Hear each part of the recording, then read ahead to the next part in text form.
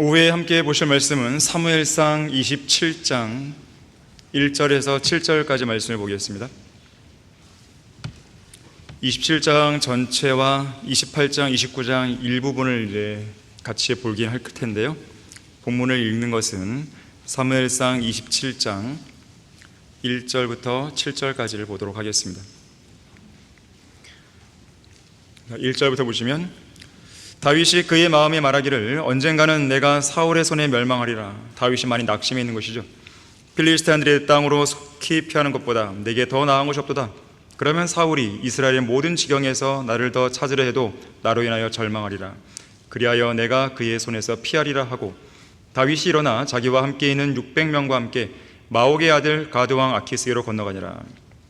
다윗이 가드에서 아키스와 함께 거하였으니 그와 그의 사람들이 각자 자기 가족과 함께 거하였고, 다윗은 그의 두 아내, 즉 이스라엘 여자 아히노암과 나발의 아내였던 칼멜 여자 아비가일과 함께 거하더라.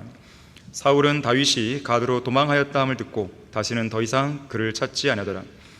그때 다윗이 아키스에게 말하기를, 이제 내가 당신 눈에 은혜를 얻었다면 이 나라의 어떤 고을 중 한 장소를 내게 주어 나로 그곳에 거하게 하소서. 어찌 당신의 종이 당신과 함께 왕의 성읍에 거하리까 하자. 그날에 아키스가 시클락을 그에게 주니 시클락이 오늘까지 유다 왕들에게 속하였더라. 다윗이 필리스티안들 땅에 거한 기간은 1년 4개월이었더라. 자, 말씀을 위해 다 같이 기도하시겠습니다. 고마우신 아버지 하나님, 오전에 이어 이 오후에도 완벽하고 아름다운 예배 환경을 조성시켜주셔서 감사드립니다. 우리의 마음은 주님의 말씀 한가운데로 열려 있습니다. 우리의 마음은 저 위에 계신 하나님께로 열려 있습니다. 우리의 마음은 우리 안에 영원히 내주하시는 하나님께로 열려 있습니다. 이 말씀을 통해 우리에게 도전을 주시고 우리에게 일깨움을 주십시오. 무언가 하나라도 깨닫게 해주십시오. 그리고 그것을 우리 안에 적용할 수 있도록 도와주십시오. 피곤치 않도록 붙들어 주시고, 마귀가 어떠한 형태로든지 우리가 말씀을 이해하고 깨닫고 적용하고 또 결단하고 헌신한 데 있어서 어떤 방해도 못하도록 주님께서 막아주시기 원합니다. 저희들 모두를 성령으로 충만케 해주십시오. 예수 그리스도 이름으로 기도했습니다. 아멘. 적들과의 동침이라는 제목으로 설교하겠습니다. 오늘 설교 본문은 사울 왕이 3,000명의 병력을 이끌고 다윗이 숨어있던 근거지 턱밑까지 추격해왔지만 하나님의 보호하심으로 다윗이 목숨을 건진 사건 직후의 일을 다루고 있습니다. 당시 하나님께서 사울과 그의 병사들에게 내리신 깊은 잠 때문에 오히려 다윗이 사울이 잠들어 있던 참호까지 접근해서 사울을 죽일 수 있는 기회를 얻게 되죠. 하지만 그를 죽이는 것은 하나님의 뜻이 아니었기 때문에 다윗은 사울의 목숨을 살려주었습니다. 그것이 사무엘상 26장에 나오는 내용이에요. 결국 사울은 추격을 단념하고 자기 처소로 돌아갑니다. 자, 그렇게 사울이 떠나간 이후에 다윗은 자기가 처해 있는 이 현 상황에 대해서 곰곰이 생각해 본 것 같습니다. 다윗은 분명 스스로 복수할 수 있는 기회가 주어졌음에도 그 복수를 하나님의 진노하심에 맡겼고 악에게 지지 않고 선으로 악을 이긴 것이에요. 심지어 앞선 26장 24절에서는 환난과 고난에서 자신을 구해주실 하나님을 향해 믿음과 신뢰도 표명했습니다. 여기까지는 좋았어요. 자, 그런데 문제는 지금 당장 다윗 앞에 놓여있는 현실이 바뀐 게 아무것도 없다는 거죠. 나는 복수도 하나님께 맡기고 또 하나님을 신뢰한다는 믿음의 표명도 했건만 왜 내 상황은 안 바뀌나 이거예요. 나는 믿음을 온전히 갖추고 있고 사울과 나와의 관계에 있어서 하나님께서 판단해 주시고 하늘의 법정에 호소하고 있는데 왜 내 앞에 놓인 현실은 바뀌지 않냐 이거예요. 이것이 다윗의 마음을 답답하게 한 것입니다. 자기를 죽이려 하는 사울은 여전히 왕의 보좌에 아무런 문제 없이 앉아있죠. 언제든지 자신을 죽일 수 있는 힘과 권력과 군대가 있죠. 또 충분한 시간도 있죠. 비록 지금은 사울이 마음을 바꿔서 자기 처소로 돌아갔다고 하지만 언제든지 마음만 먹으면 끝을 모르는 시기심과 분노와 증오 속에서 다시 병력을 이끌고 다윗을 죽이러 올 수 있었습니다. 또한 자신의 현 위치를 사울에게 고발할 사람들은 곳곳에 널려 있어요. 사방이 적들이에요. 다윗은 이스라엘 땅 그 어디에서도 환영받지 못하는 신세였습니다. 여전히 사울을 피해 달아나야 하는 도망자에 불과했어요. 그러한 슬픔과 암담한 현실 앞에 다윗의 마음은 무너져 내립니다. 결국 1절에서 이러한 결론을 이르게 되죠. 언젠가는 내가 사울의 손에 멸망하리라. 하지만 이것은 올바른 결론이 아닙니다. 왜냐하면 하나님은 단 한 번도 사울의 손에 다윗을 넘기신 적이 없기 때문에 그래요. 한 번도 없어요. 넘어갈 것 같았죠. 그건 누구의 생각이에요? 다윗의 생각이죠. 하나님은 한 번도 그런 적이 없습니다. 오히려 사울의 목숨을 24장과 26장에서 무려 2번이나 사울의 목숨을 다윗에게 넘기시죠. 이상 2가지 경우 말고도 위험한 상황에 처한 적이 여러 차례 있었지만 하나님은 단 한 번도 다윗을 버리시지 않았습니다. 분명히 다윗의 인생에 고난과 시련이 많았지만 그때마다 하나님은 항상 피할 길을 마련해 주셨어요. 실제로 다윗은 왕으로 기름 부음 받은 이후로 계속해서 하나님의 보호를 받아왔습니다. 하나님께서는 사울의 손뿐 아니라 어떤 대적들의 손에도 다윗을 넘겨주지 않았어요. 매일매일 사울이 다윗을 찾았지만 하나님은 매일매일 다윗을 보호하신 거예요. 마귀들이 매일매일 여러분의 목숨을 노리지만 하나님은 매일매일 여러분을 하나님의 손에 붙들고 계시는 거예요. 더군다나 하나님께서 친히 왕으로 기름 부으신 다윗을 왜 죽게 내버려 두겠습니까? 그럴 이유가 없잖아요. 언젠가 다윗은 시편 34편 19절에서 쉴 새 없이 밀려드는 고난 가운데 이렇게 고백한 적이 있어요.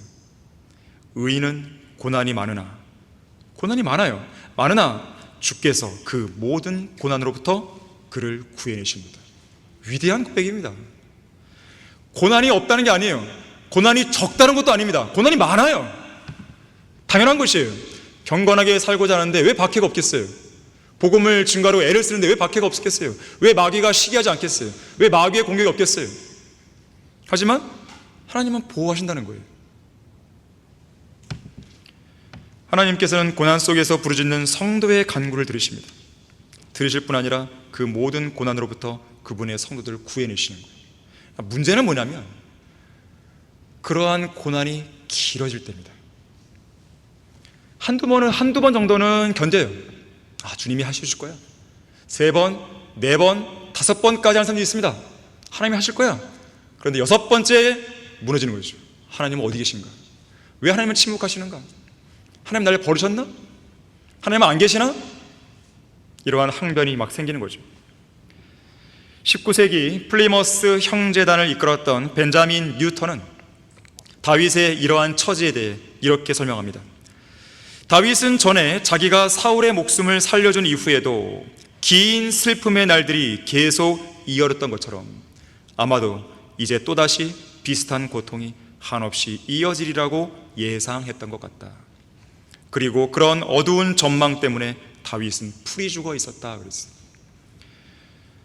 하지만 우리는 믿음을 잃고 낙심한 다윗을 무턱대고 비난하면 안 됩니다. 다윗의 심정과 처지를 이해해 줄 필요가 있어요. 우리 역시 똑같은 사람들이기 때문에 그렇습니다. 우리 역시 다윗과 똑같은 처지에 놓일 때가 분명히 있었고 지금도 있고 앞으로도 있을 것이기 때문에 그렇습니다. 어쩌면 다윗보다 훨씬 더 많은 시간을 그렇게 하나님을 온전히 신뢰하지 못하는 불신 속에서 지내게 될지 모르죠. 자, 27장 1절에 이어지는 내용 계속 보십시오. 필리스틴들의 땅으로 속히 피하는 것보다 내게 더 나은 것이 없도다. 그러면 사울이 이스라엘의 모든 지형에서 나를 더 찾으려 해도 나로 인하여 절망하리라. 그리하여 내가 그의 손에서 피하리라 하고 그랬어요. 지금 다윗은 필리스틴들의 땅으로 피하려 합니다. 그것도 어떻게 피해요? 속히 피하겠다. 다윗의 마음은 잘못된 피난처를 향하고 있습니다. 필리스틴들의 땅은 진정한 피난처가 못 됩니다. 안전한 피난처가 못 됩니다. 그것은 오히려 사탄의 세력에게 비난받을 빌미만 제공해 줄 뿐이에요.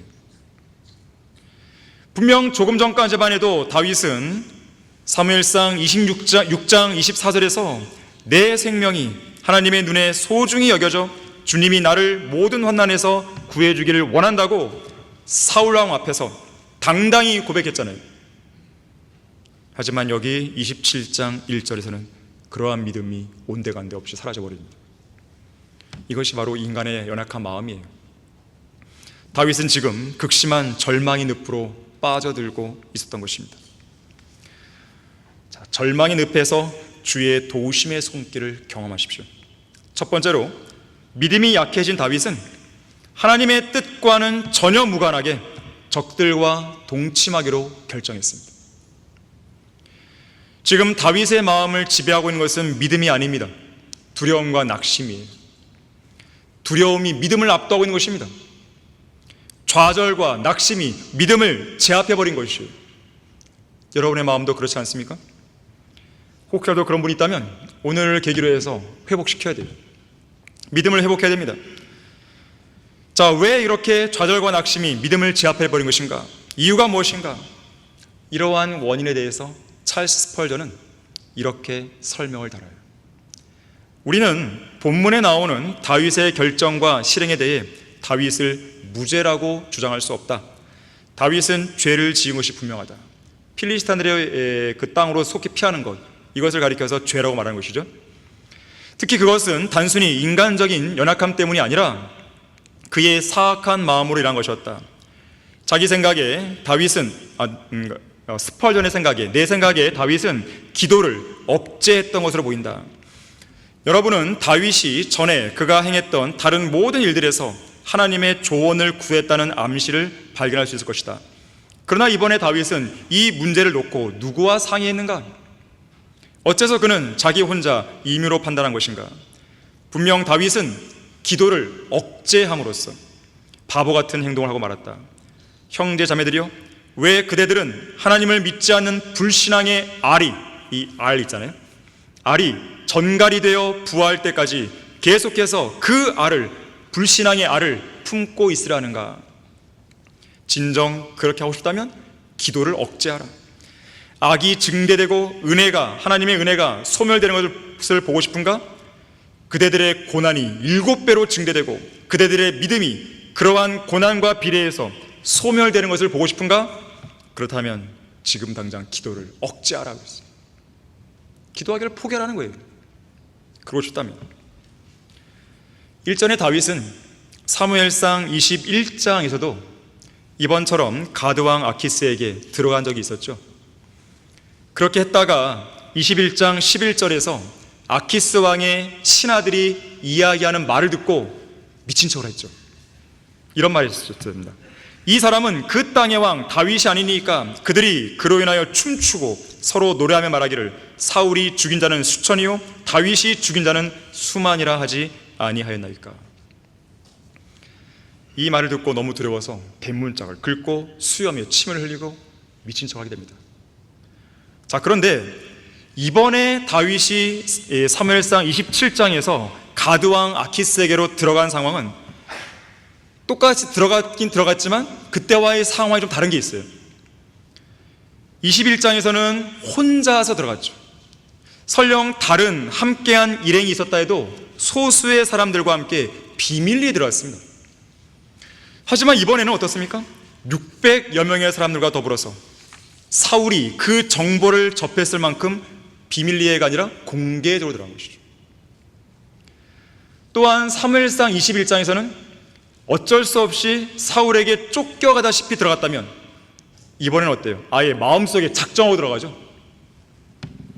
어쩌면 사울을 피해서 도망이나 다니느니 차라리 내 곁에 와서 충성하라는 가드왕 아키스의 초청이 있었는지도 몰라요. 그렇지 않고서야 아키스가 본문 5절과 6절에서 시클락이라는 이 성읍을 다윗의 일행에게 순순히 내어줄 이유가 없잖아요. 만일 실제로 아키스의 초청이 있었다고 한다면 아키스의 머릿속에는요, 이스라엘 군대와 맞서 싸우는데 이 다윗을 이용하려는 속셈이 있었을 것입니다. 설령 그렇지 않다 해도 다윗이 훗날 이스라엘의 왕이 될 것을 대비해서 사전에 다윗과 좋은 관계를 유지해 놓는 것이 유리하다는 그런 계산 정도는 서 있었을 것이죠. 어쩌면 다윗도요, 이스라엘 땅에서 계속 도망자 신세로 지내느니 더욱이 자기 혼자만 있으면 모를까 자기의 두 아내는 물론 자신을 따르는 사람들과 그들의 가롯들까지 딸린 식솔들이 많다 보니까 잠시나마, 영원히는 아니고 계속은 아니고 잠시나마 거센 비바람을 피해서 필리스티안들의 땅으로 들어가 아키스에게 몸을 의탁하는 것이 지금으로서는 최선의 결정이 아닌가, 그런 생각을 할지 모릅니다. 그렇게 하면 최소한 사울이 자기를 잡으려는 그런 추격 의지 정도는 꺾을 수 있을 거 아니냐 이거예요. 실제로요, 본문 사절에 보니까 효과가 있는 것 같아요. 사울은 다윗이 가드로 도망했다음을 듣고 다시는 더 이상 그를 찾지 않습니다. 자, 이렇듯 이번 결정이 다윗의 눈에는 성공한 것처럼 보였습니다. 심지어 자기만 바라보고 따라다니는 사람들이 이제는 계속 도망다니지 않아도 되었고 당분간은 안전하게 거주할 수 있는 지역까지 생겼잖아요.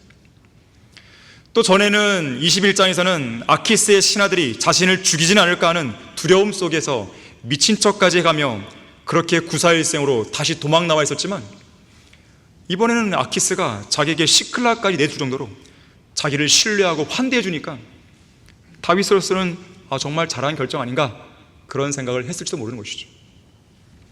마치 하나님의 섭리가 미소를 짓는 듯 보였어요. 하지만 이것은 또 다른 재앙을 초래하는 길이었습니다. 왜냐하면 이것은 하나님의 뜻과는 전혀 무관한 결정이었기 때문에 그렇습니다. 하나님의 생각에서 나온 결정이 아니었죠. 다윗은 이러한 결정을 내리는 데 있어서 하나님께 기도한 적이 없습니다. 그러한 결정이 기도 응답으로 나온 해결책도 아니었죠. 다윗은 지금 하나님의 도우심이 아니라 자기 힘으로 현 상황을, 현 고난을 돌파하려 하고 있는 것이죠. 하나님의 방법과는 정반대 방향으로 가고 있는 것이죠. 필리스티안들의 땅으로 내려간 것은 하나님을 신뢰하지 않는 불신앙의 결과였습니다. 하나님만을 온전히 바라보는 믿음에 따른 결정이 아닌 것이죠. 결국 이것은 하나님의 적들의 편에 서게 되는 어리석은 결정이 되고 말았습니다. 생각해 보십시오. 필리스티안들의 최고 투사 골리앗을 죽였던 다윗이 골리앗의 조국인 필리스티안들의 땅에서 피난처를 찾고 있다는 게 말이 됩니까? 합리적인 판단이라고 생각됩니까?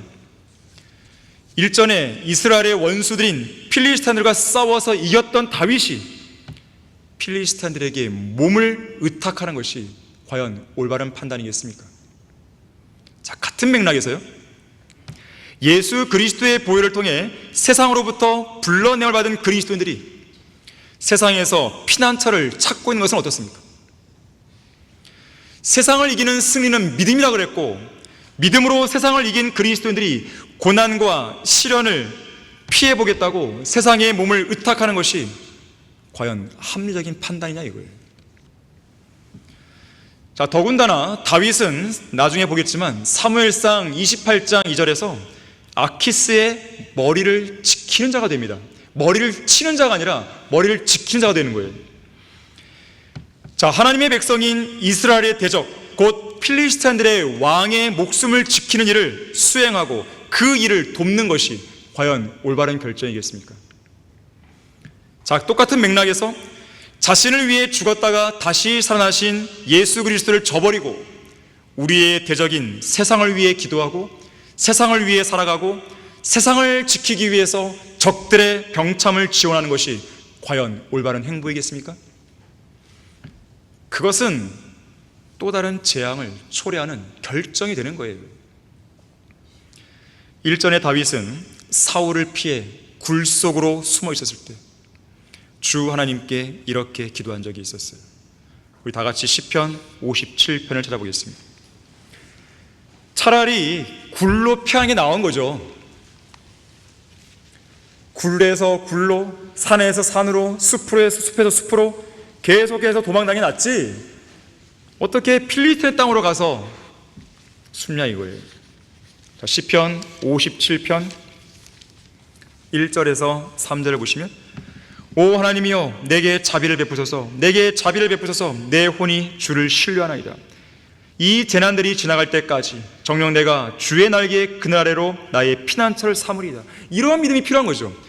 필리스티인들의 땅 그늘 아래에서 내가 피하겠습니다. 그렇게 하면 안 되는 거죠. 내가 지극히 높으신 하나님께 부르짖으리니 곧 나를 위해 모든 것을 이루시는 하나님께로다. 그가 하늘에서 보내셔서 나를 삼키고자 하는 자의 비방으로부터 나를 구원하시리라. 셀라. 하나님께서는 그의 자비와 그의 진리를 보내시리로다.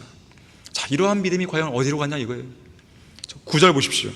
오 주여, 내가 백성 가운데서 주를 찬양하며 내가 민족들 가운데서 주께 노래하리다.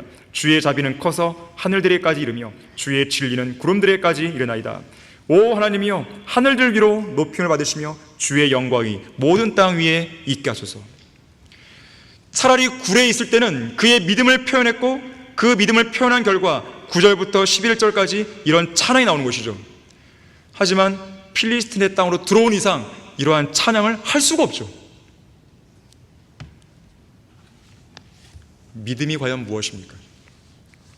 눈에 보이지 않는 하나님을 눈으로 보는 것처럼 확실하게 붙드는 거예요. 지금 당장 눈에 보이지 않는 것들을 지금은 안 보여요. 눈에 보이지 않는 것들을 살아계신 하나님과 하나님의 능력과 도우심으로 실제 눈에 보이는 것들처럼 하나씩 하나씩 이루어 나갈 수 있다는 확신입니다. 특히나 믿음은 절망과 낙심의 자리에서 하나님의 손을 굳게 붙잡고 다시 일어나는 것이, 어려워서 못할 일이 없으신 하나님, 그분의 실제적인 도우심을 실제로 받을 수 있는 가장 완벽한 수단이 바로 믿음입니다. 지금 본문의 다윗에게는 이러한 믿음이 필요했던 것인데 그러한 믿음이 결여된 것이죠. 절망의 늪에서 주의 도우심의 손길을 경험하십시오. 두 번째로, 다윗은 적들과의 동침 속에서 적들의 종이 되고 맙니다. 오늘 본문 사무엘상 27장 7절에 의하면 다윗이 필리스티인들의 땅에 머문 기간이 1년 4개월이었어요. 결코 짧지만은 않은 이 기간에 다윗은 그동안 그의 마음을 힘들게 하고 낙심하게 만들었던 사울의 추격에서 벗어날 수는 있었습니다. 또한 휴식을 취할 수 있었어요. 하지만 이러한 휴식은 진정한 휴식이 될 수 없습니다. 왜냐하면 다윗의 일행이 1년 4개월간 거했던 이 땅은 이스라엘 땅이 아니라 필리스티인들의 땅, 곧 적들의 땅이었기 때문에 그렇죠. 어떻게 이런 것을 진정한 휴식으로 말할 수 있겠어요? 차라리 사울에게 쫓겨다닐지언정 굴에 있었던 것이 오히려 진정한 휴식이죠. 왜냐하면 그때는 진정한 하나님의 그늘 아래 있기 때문에 그렇죠. 자, 이어지는 8절과 9절 보세요. 다윗과 그의 사람들이 올라가서 그술인들과 게셀인들과 아말렉인들을 침략하였으니 이들 민족들은 예로부터 술과 이스트 땅으로 갈 때 지나는 지역의 거민이었더라. 다윗이 그 땅을 쳐서 남자나 여자를 살려두지 아니하고 양과 소와 나귀와 낙타와 의복을 빼앗고 돌아와서 아키스에게 가니라. 지금 여기서 다윗이 그술인들, 게셀인들, 아말렉인들, 필리스티인들도 이스라엘의 적들이지만 이들도 이스라엘 적들이죠. 자, 이들을 침략했는데 사실상 이 행동은 옳아 보이는 것 같지만 일종의 보상 심리에 따른 행동으로 보는 게 적합합니다. 보상 심리. 자, 무슨 말인가 하면 지금 다윗은 하나님의 뜻과는 전혀 무관하게 필리스티인들의 땅에 들어와 있는 상황 아닙니까? 이 행보는 순전히 자기 생각과 인간적인 방법에 따른 행보였죠. 더욱이 그는 하나님의 백성인 원수들, 필리스티인들과 결탁해 있는 상황이죠. 자, 이런 자신의 결정과 행보에 따른 현 상황에 대해 다윗의 양심이 편했겠습니까? 편하지 않았을 것이에요. 비록 자기가 결정이 들어왔지만 그래도 마음이 불편하죠. 하나님의 뜻에 따른 결정이 아니었기 때문에 그래도 불편합니다. 몸은 편해요. 하지만 마음은 불편합니다. 자, 이런 상황에서 무언가를 해보려고 하는 거예요. 바로 그것이 뭐냐면 필리스티인들은 아니지만 다른 적들을 내가 제거함으로써 하나님께 인정받고 싶어 하는 거예요. 어쩌면 이스라엘 백성들에게 인정받고 싶어 하는 것이죠. 그러나 그것은 일종의 보상 심리에 불과했던 것입니다. 자신의 그런 불편하고 불안한 마음을 떨쳐버리기 위해서 그에 대한 보상 심리로 무언가 올바른 일을 추진하기로 결심하는 것이에요. 그 일환으로 하나님의 백성들의 또 다른 적들을 침략해서 그들을 진멸시키는 것이죠. 그런데 참으로 아이러니하지 않습니까? 자신의 현재 본거지가 어디예요? 적들의 땅 아니에요. 적들의 땅 안에 버젓이 있으면서 또 다른 적들을 치는 거죠. 그러면서 이렇게 하면 그나마 하나님이 기뻐하지 않을까? 그런 생각을 하는 것이에요. 이것은 마치 오늘날 육신적인 그리스도인들의 행보와 똑같아요. 자신이 절대로 포기하지 못하는 어떤 특정한 죄들은 버리지 못하고 그대로 버젓이 행하면서도 그에 대한 좀 불안한 마음을 떨쳐보기 위해서 자기가 좀 제거하기 쉬운 것들, 이것들을 제거해 나가는 것이죠. 그러면서 그래도 이런 것들을 정리했으니 하나님이 기뻐하지 않을까? 이런 보상 심리를 갖는 거예요. 이런 사실과 관련해서 벤자민 뉴턴이 이렇게 말했습니다.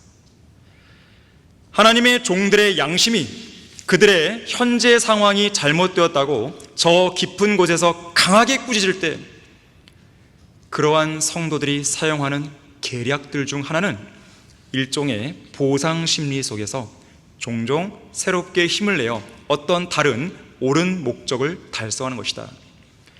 마치 방향을 제대로 잡고 성공적으로 힘을 쓴다면 자기들이 이미 저질러버린 악에 대해 보상할 수 있고 또 자기들의 불안한 마음을 누그러뜨릴 수 있기라도 하는 것처럼 말이다.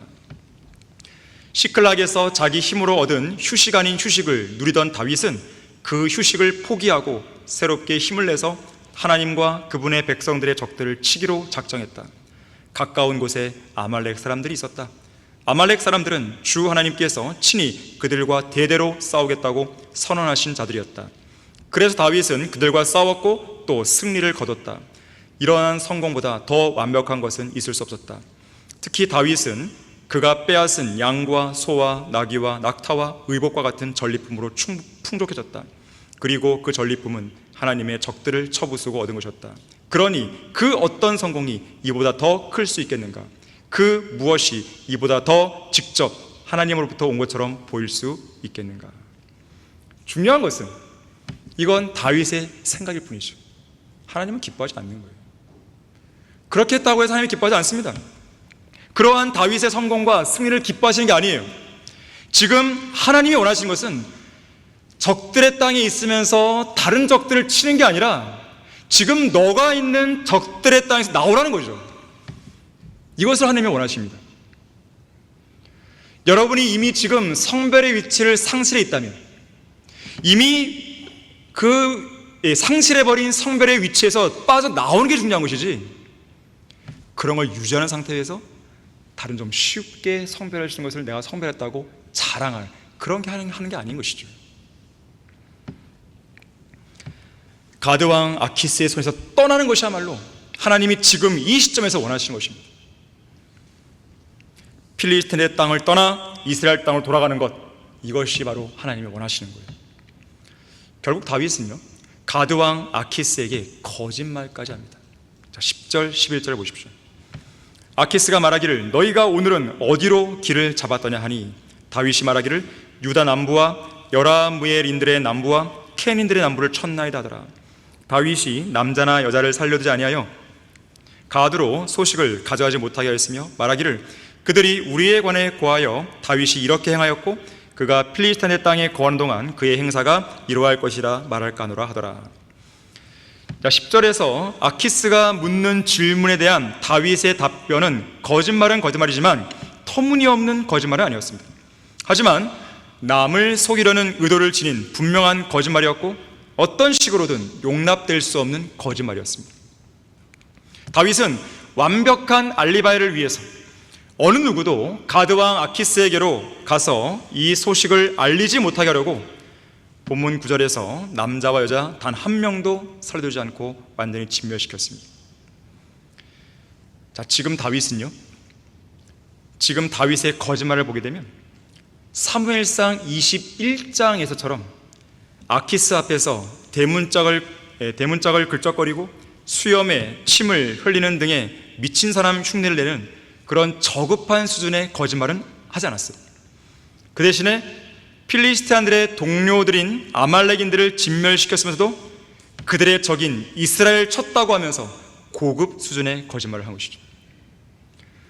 자, 이것은 적들의 수장에게 호감을 사기 위한 거짓말이었고 또 그의 신뢰를 얻기 위한 거짓말이었습니다.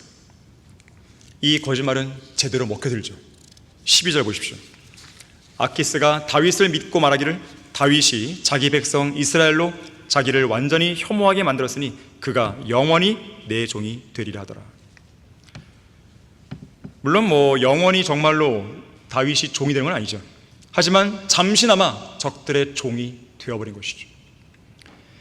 자, 이렇듯 다윗은 적장 곧 가드왕 아키스를 앞에 두고 두 번이나 거짓말한 것인데 사무엘상 21장에서 거짓으로 미친 척한 것이 그 첫 번째 거짓말이요, 두 번째 거짓말은 오늘 본문 11절 나와 있는 것이죠. 선의의 거짓말이라는 명목으로 거짓말을 밥 먹듯이 하고 자신의 거짓말을 정당화하고 그럴듯하게 포장하기를 좋아하는 사람들은 다윗이 했던 이런 두 가지 거짓말을 심각하게 보지 않습니다. 상황에 따라 그런 거짓말 정도는 할 수 있는 거 아니에요? 이러면서 다윗을 옹호하려 하는 것이죠. 지금은 나가고 있지만 실제로 그렇게 저에게 말했던 사람들이 있었어요. 이런 것까지 너무 심하게 다윗을 나무라지 말라는 것이죠. 하지만 그러한 사람은 하나님의 말씀을 심도 있게 깨닫는 사람이 아닙니다. 성경 말씀의 섬세한 깊이를 모르는 사람이에요. 도무지 인간이 어떤 존재인지조차 모르는 사람입니다. 자, 모든 사람의 생애에는 인생의 굴곡이 있기 마련이에요. 그런 사실에 대해서 이러한 사람들은 전혀 영적 감각이 없는 사람인 것이죠. 믿음의 사람 다윗이라고 해서 이런 인생의 굴곡을 피해 갈 수 있는 것이 아닙니다. 다윗도 믿음이 연약해지는 순간이 있는 거예요. 사무엘상 21장이 그랬고 또 마찬가지로 27장도 그런 것이죠. 하나님을 신뢰하지 못하는 그런 순간이 있는 것이죠. 다윗은 지금 그의 영적 상태가 밑바닥을 향해 가고 있는 시점입니다. 결코 필리스타인의 땅으로 돌아온 다윗의 행보는 용납할 수 없는 행보였던 것이죠. 하나님께서 보시기에 절대로 올바른 행보가 아니었습니다. 다시 말하자면 올바르지 못한 행보였기 때문에, 하나님이 원하지 않는 행보였기 때문에 일은 계속 꼬여가는 거예요. 풀리지가 않는 것이죠. 결국 이어지는 사무엘상 28장 29장에 가게 되면 필리스타인들의 편에 서서 하나님의 백성인 이스라엘과 싸워야만 하는 그런 상황까지 내몰리게 됩니다. 자, 절망의 늪에서 주의 도우심의 손길을 경험하십시오. 마지막 세 번째로, 적들의 종이 된 다윗은 하나님과 그분의 백성인 이스라엘을 대적하는 싸움에 참전하게 됩니다. 자, 이어지는 28장 1절을 보십시오. 그때 필리스타인들이 전쟁을 위하여 군대를 모았으니 이는 이스라엘과 싸우려 함이더라. 아키스가 다윗에게 말하기를 너는 확실히 알라. 너와 네 사람들은 나와 함께 싸우러 가야 하리라 하니, 드디어 올 것이 왔습니다. 가드왕 아키스는 그동안 베풀어준 호의에 대해 이제야말로 갚을 때가 되지 않았냐고, 그런 식으로 이스라엘과 싸우러 나가는 전쟁에 함께 출전할 것을 요구하는 것이죠. 나를 향한 충성심이 진심이었다면 이번이야말로 제대로 증명해 주실 때라는 것이에요.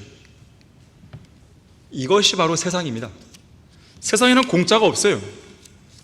거듭난 그리스도인이 자기 눈앞에 닥친 고난과 시련을 피해보겠다고 세상 사람들에게 의탁할 때, 또는 세상의 도움을 얻고자 세상 품속에 안길 때, 언젠가 그 성도는 세상이 그를 도와주고 호의를 베풀어 준 것에 대한 값을 지불하라는 요구를 세상으로부터 반드시 받게 됩니다. 그동안 밥도 먹여주고 잠도 줬으니 밥값 하라는 것이죠. 세상이 내미는 청구서가 그 성도 앞에 당도하는 거예요. 그런데 그 청구서에는요, 눈덩이처럼 불어난 이자와 함께 도저히 갚기 어려운 청구 금액이 적혀 있는 것이죠. 하나님을 신뢰하지 않고 인간적인 방법으로 강구한 다윗의 잘못된 행보와 다윗의 잘못된 위치 설정이 그 스스로를 얼마나 깊고 위험한 수렁으로 밀어넣었는지 알아야 합니다. 이제 다윗은 적들의 편에 서서 하나님의 백성인 이스라엘과 싸워야 하는 아주 불편하고 괴롭고 고통스러운 상황으로 내몰리고 있습니다. 다윗은 본문 2절에서 아키스의 요구에 대해 이렇게 답변합니다. 당신은 당신의 종이 무엇을 할 수 있는지를 분명히 아시게 되리이다 하니. 아키스는 다윗의 이 말을 자신을 향한 충성심으로 받아들였어요. 자, 그래서 아키스가 다윗에게 말하기를 그러므로 내가 너를 영원히 내 머리 지키는 자로 삼으리라 하더라. 결국 다윗은 이스라엘을 대적하는 전쟁에 참여하게 됩니다. 자, 29장 1절 2절로 가보겠습니다.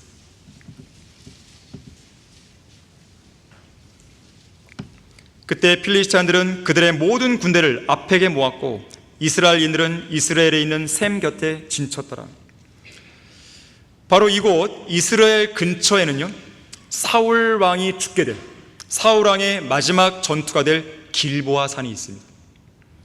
필리스티안들의 군주들이 수백 명씩 수천 명씩 거느리고 나아갔으니 다윗과 그의 사람들은 아키스와 함께 후미에서 나아가더라. 지금 다윗은 매우 난처한 상황에 직면했습니다. 심히 끔찍한 상황에 직면해 있는 것인데 자신의 백성이요, 하나님의 백성인 이스라엘을 대적하여 싸워야 할 처지에 놓여 있는 것이죠. 이제 다윗이 선한 양심과 깨끗한 명성을 유지한 채 이러한 딜레마에서 빠져나오는 것은 불가능해 보입니다. 지금 다윗에게는 그 어느 때보다도 하나님의 도우심을 구하는 기도가 절실했어요. 오 하나님, 도와주옵소서. 이 어찌할 수 없는 위기에서 건져낼 수 있는 분은 오직 하나님 한 분뿐이십니다. 그 옛날 기근을 피해 나와 기근을 피해 잠시나마 몸을 의탁하려고 이집트로 내려갔던 아브라함이 이집트 파라오에게 자신의 아내 사라를 빼앗길 수 있었던 그 위험천만한 상황에서 전능하신 하나님께서 극적으로 개입하시어 파라오의 집안에 역병들을 내리셔서 아브라함과 사라를 구해 주셨던 것처럼 이제 다윗과 그의 일행을 구해 주옵소서. 그렇습니다. 이제는 하나님께서 극적으로 개입하실 상황에 이른 것이, 하나님의 극적인 도우심이 없다면 다윗은 그야말로 이스라엘의 영원한 적이 될 수도 있는 그런 위험천만한 상황으로 내몰릴 수도 있는 것이죠. 이와 관련해서 벤자민 뉴턴은 이렇게 말했습니다. 다윗은 이스라엘의 위대한 목자이신 주 하나님의 보살핌의 대상이 되지 않은 적이 한 번도 없었다. 하나님의 은밀한 섭리가 다시 한번 개입했고 하나님은 다윗을 필리스티안들의 진영에서 분리시키셨다. 만일 하나님께서 다윗이 이스라엘 백성들과 싸우러 나갈 수밖에 없는 상황에 개입하지 않았다면, 그래서 다윗이 필리스티안들과 함께 가서 사울과의 전쟁에서 승리했다면 다윗은 결코 이스라엘의 왕이 되지 못했을 것이에요. 적들의 편에 서서 이스라엘 백성과 싸워 이기고 전쟁에서 죽은 사울의 죽음에 대해 간접적인 책임이 있는 자가 어떻게 이스라엘의 왕이 되겠습니까? 그야말로 필리스티안들의 땅으로 들어간 다윗의 결정은 더 악한 죄를 짓고 또 다른 재앙을 낳는 결정이었다는 것을 여러분은 기억하셔야 돼요. 그 옛날 아브라함을 생각해 보십시오. 아브라함은 카나안 땅에 닥친 기근 때문에 이집트로 내려간 적이 있습니다. 이집트는 세상을 예표하죠. 물론 아브라함이 이집트에 정착하기 위해 내려간 것은 아니었습니다. 그저 잠시 기근을 피해서 몸을 의탁하고 기거하려고 내려간 거예요.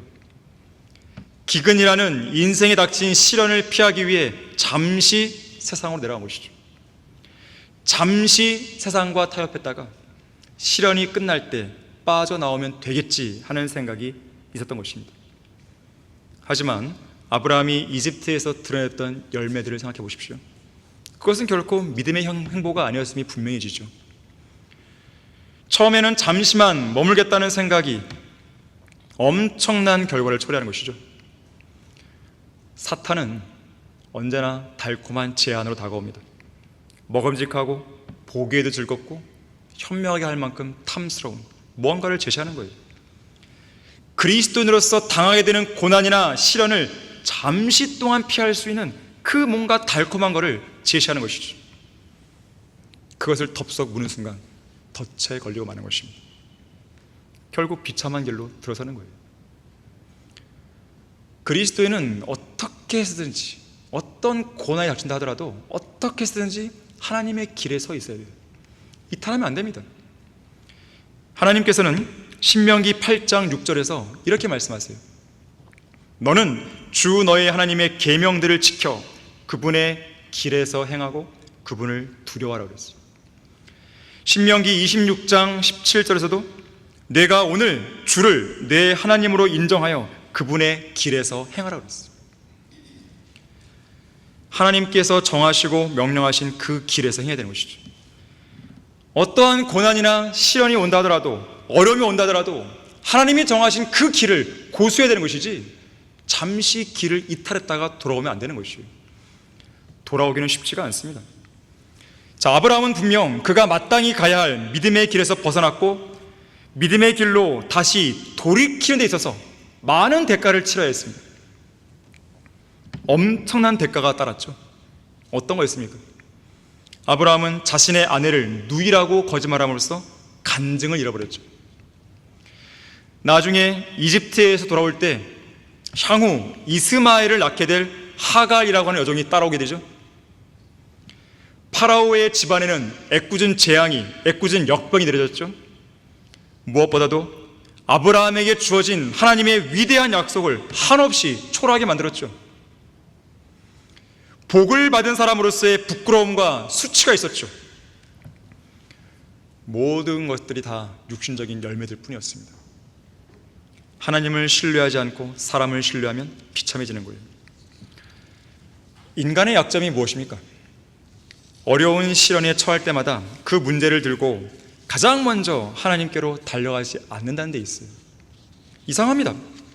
문제가 생기면 주님께로 가야 되는데 안 가는 거예요. 자기의 머리를 굴려보는 거죠. 옆에 사람들 쳐다보는 것이죠. 세상에서 뭔가 은신처나 피난처나 피할 길을 찾는 것이죠. 피할 길을 찾더라도 하나님이 주시는 길을 찾아야죠. 자기 자신의 능력을 먼저 살피죠. 도움을 청할 수 있는 주변 사람들을 둘러보죠. 전능하고 풍성하신 하나님 앞에서 자기가 뭔가 된 듯이 유능하고 무슨 일이든 해내는 훌륭한 사람인 것처럼 행동하죠. 결국 그렇게 하다가 문제는 꼬여갑니다. 그런 다음 문제가 풀리지 않아요? 풀리지 않으면 또 하나님을 원망해요. 자기가 그렇게 해놓고 해서 불구하고. 그리고 하나님이 도와주지 않는다고 낙담해버리죠. 하지만 우리는 그러한 길을 걷느니 차라리 고난이 왔을 때 아예 처음부터 어떠한 손해가 있다 하더라도, 어떠한 어려움이 있다 하더라도 하나님을 신뢰하는 길을 택해야 되는 것입니다. 그것이 믿음이에요. 믿음의 눈으로 하나님을 바라봐야 됩니다. 믿음의 눈으로 하나님을 기다려야 됩니다. 아버지 하나님, 이 고난과 어려움 속에서 저는 무엇을 어떻게 할지 모르겠습니다. 다만 저는 이 극한의 고난 속에서도 주님께서 풍랑을 제거하시고 원수들을 물리쳐 줄 때까지 제가 인내로 기다리겠사오니 저를 굳건히 지켜주십시오. 주님께서는 저의 구원이시고 저의 피난처시고 강한 요새시니 저는 자비로우신 손길을 내미시는 주님만, 오직 주님만 기다립니다. 쉽진 않지만 이러한 자세를 여러분들이 가져야 됩니다. 그것이 결국 승리의 길이 되는 거예요. 그것이 결국 근본적으로 그 문제를 해결할 수 있는 길이 되는 거예요. 시편 37편 7절에서 말씀하죠. 주 안에서 쉬고 인내하며 그를 기다리라. 자기 길에서 번성하는 사람, 곧 악한 계책을 성사시키는 사람을 인하여 초조하지 말라고 했어요. 결론을 맺겠습니다. 이제 하나님께서는 다윗의 이 어려운 상황에서, 다윗을 이 딜레마에서 빼내주시기 위해서 섭리적으로 놀랍게 개입하십니다. 자, 이어지는 29장 3절 보십시오. 그때 필리스티안들의 고관들이 말하기를 이 히브리인들이 여기서 무엇을 하나이까 하니, 다윗의 충성심을 믿은 아키스 왕과 달리 필리스티아의 고관들 눈에는 다윗이 결국은 배신할 사람처럼 보인 것입니다. 4절과 5절 보십시오. 필리스티안들의 고관들이 왕에게 노하였으며 필리스티안들의 고관들이 그에게 말하기를 이 자를 돌려보내시어 왕께서 그에게 정해 주신 자기의 자리로 다시 가게 하시고 그가 우리와 함께 전쟁하러 내려가지 못하게 하소서. 전쟁에서 그가 우리의 대적이 될까 하나이다. 그가 무엇으로 그의 주인 사울을 말하는 것이죠. 주인과 화해하겠나이까? 이 사람들 필리스탄들의 머리로 하지 아니하겠나이까? 이 말을 잘 주목하세요. 이 다윗은 그들이 춤추고 서로 노래하며 말하기를 사울이 죽인 자는 수천이요 다윗이 죽인 자는 수만이라 한 자가 아니니까 하니라. 필리스타의 군주들과 고관들의 불평이 이만저만이 아니었습니다. 하지만 이러한 불평은요, 어쩌다가 벌어진 우연한 일이 아니었습니다. 인간들의 계획에 따른 일도 아니었습니다. 오직 모든 일이 합력하여 선을 이루게 하시는 하나님의 극적인 개입의 결과였습니다. 하나님께서 이들의 마음속에 불평을 일으키신 것이죠. 이들이 정말로 불평하려고 했다면 전장에 오기 전에 불평했을 거 아니겠어요? 근데 왜 전장에 와서야 하냐 이거예요. 특히나 이 불평의 근거로 어떤 말을 쓰는지 보세요. 사울이 죽인 자는 수천이요 다윗이 죽인 자는 수만이라. 어디서 많이 들어본 말이죠. 과거에 골리앗을 죽이고 돌아오는 다윗을 사울보다 다윗을 더 높였던 여인들이 다윗을 칭송하며 말입니다. 근데 보세요. 바로 이 말 때문에 사울이 누굴 미워한 거예요? 다윗을 미워한 거예요. 바로 이 말 때문에 사울은 다윗을 죽이려 하는 거 아니겠어요? 또한 바로 이 말 때문에 필리스탄들의 고관들은 다윗을 두려워한 것이죠. 다윗이 곧 배신할 걸 본 것이죠. 그리고 하나님께서는 바로 이 말을 통해서 다윗을 이 전쟁에서 빼내시는 거예요. 놀라운 하나님의 개입이죠. 도저히 인간적인 방법으로는 어떤 활로를 찾을 수 없었는데 하나님께서는 과거에 했던 그 말을 이용해서 다윗을 빼내시는 겁니다. 심히 불편한 전쟁을 피할 수 있는 문이 열린 곳이에요. 6절, 7절을 보세요. 그러자 아키스가 다윗을 불러 그에게 말하기를 주께서 살아계시거니와 너는 정직하였고 나와 더불어 내가 군대에 출입하는 것이 나의 보기에 좋았으니 이는 내가 나에게 오던 날부터 오늘날까지 내가 내게서 악을 찾아보지 못하였습니다. 그러나 군주들이 너를 좋아하지 않는도다. 그러므로 이제 돌이켜 평안히 가라. 그래야 내가 필리스탄들의 군주들을 불쾌하게 하지 아니하리라 하더라. 만일에 다윗이 필리스탄들과 함께 싸우러 가서 사울과의 전쟁에서 승리했다면 배반자라는 오명 속에 필리스탄들과 함께 머물러 있을 수밖에 없는 것이죠.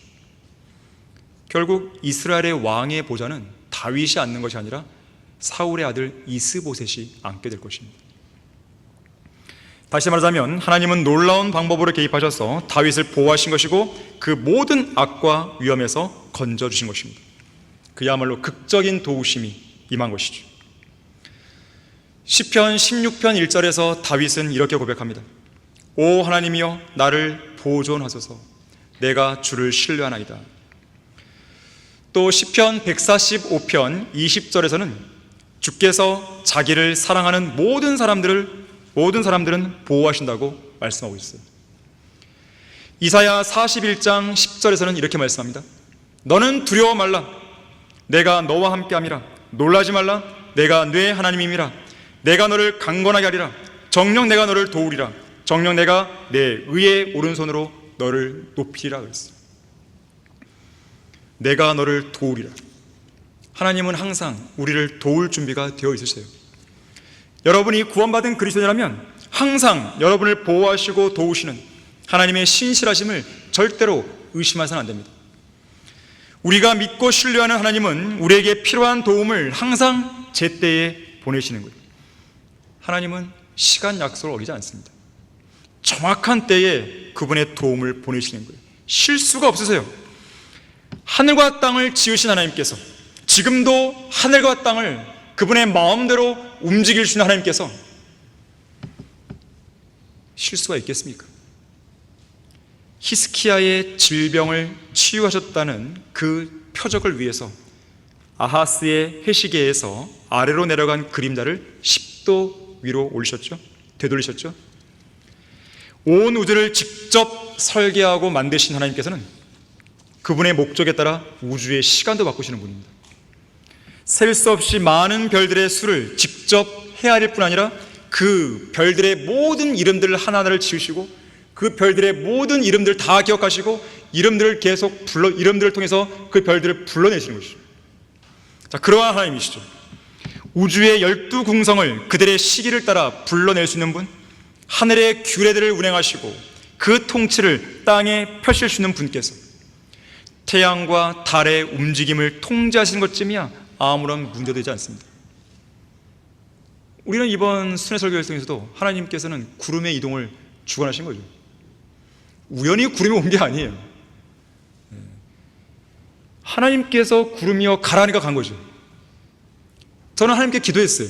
제가 연초부터 준비했다 그러잖아요. 주님, 비구름은 몰아내 주십시오. 하지만 시원한 구름은 주십시오. 이렇게 했단 말이에요. 저는 기도 응답을 확신하는 거예요. 자, 하물며 이 땅에서 벌어지고 있는 일들과 우리 각 성도가 갖고 있는 문제들쯤이야 주님께서 보시기에 얼마나 대수롭지 않은 일이겠습니까? 여러분 모두가 어떤 상황에서도 주님만을 바라보고 주님만을 신뢰하여 주님의 극적인 도우심을 받을 수 있다는 것이, 그것이 오늘의 설교의 결론입니다. 자, 기도하겠습니다. 고마우신 아버지 하나님, 저희들을 늘 사랑해 주시고 보호해 주셔서 감사합니다. 주님의 도우심이 있기에 우리는 하루하루를 살아가는 것이고, 주님의 도우심이 있기에 하나님께서 맡기신 소중한 사역들을 수행해 나갈 수 있는 것입니다. 우리의 생명의 호흡이 누구에게 달려 있습니까? 우리가 현재 직면하는 모든 문제들이 누구의 손에 달려 있는 것입니까? 우리의 연약한 믿음을 불쌍히 여겨주십시오. 우리가 견고한 믿음을 가짐으로써 어떤 상황에도 하나님을 신뢰함으로써 하나님의 놀라운 능력과 그 기적을 베푸시는 놀라운 일들을 우리가 경험할 수 있도록 도와주십시오. 주님은 우리를 도우시려고 지금 기다리고 계십니다. 주 예수 그리스도 이름으로 기도했습니다. 아멘.